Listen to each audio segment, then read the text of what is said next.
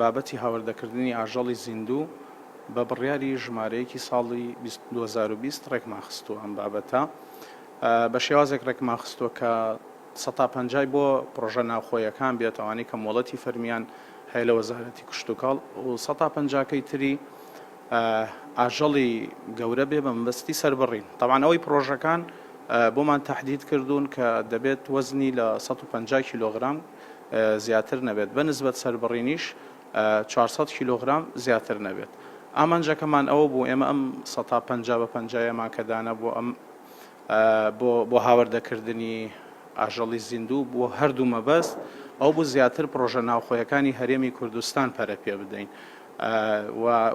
لە پاڵیدا کە بڕیارمان داوە 150 بۆ سەربڕین بێت بۆ ئەوەی لەو فترە زەمەنیی کە تا پرۆژەکانە کەونە سەرکار و بەرهەمیان نەبێت لە بازاڕەکانە خەلە لە بازاڕە دروست نەبێت و گرانی ڕوو نەدا لە نرخ لە گۆشتی سوور.